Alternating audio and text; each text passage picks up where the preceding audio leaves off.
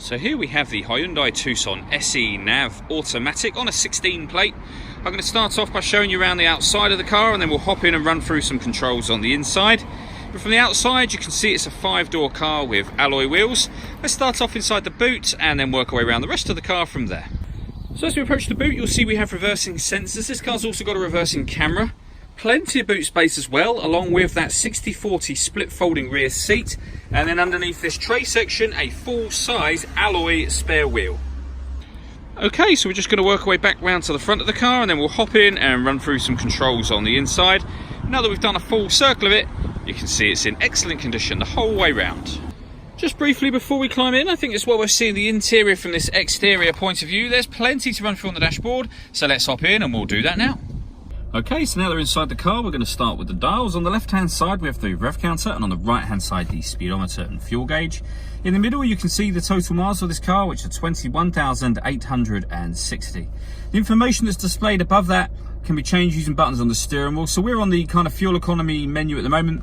You can have the digital readout for the speedometer displayed there, as you can see. But there are other menus available: satellite navigation, vehicle systems, your audio menu, vehicle settings and user settings. So plenty of menus there to have a play with. If we back out to the steering wheel, on the right hand side are the buttons I was using just a moment ago, as well as cruise control and speed limiter. On the left hand side, we've got stereo controls in the middle here, the ability to answer and end phone calls, and then stereo controls over the top here as well. In order to use the phone controls, you obviously have to pair the phone. That is done on the touchscreen over in the center here. So with regards to the radio, first of all, you can see we have FM, AM and DAB. If you want to listen to your own music, you can do. Hit the media button. Nothing is connected at the moment, but you can connect up an auxiliary device, a USB device. You can also stream music wirelessly via Bluetooth audio as well.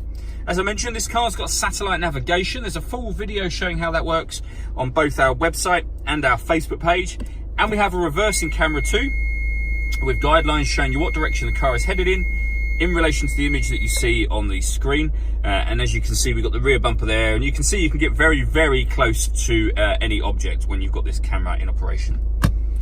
Working our way down, we have the dual zone climate control, so you can adjust the passenger temperature, the driver temperature, the fan speed, direction you'd like the air to be distributed in. And then when you're happy with those settings, that button turns the air conditioning on. So it's on at the moment, so off, back on again. Or you can hit auto, and the car will take control of the fan speed in order that it maintains those temperatures for you.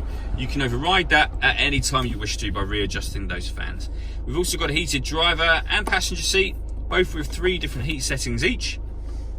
2 12-volt charging sockets, auxiliary input and a USB input that I mentioned already. The automatic gearbox.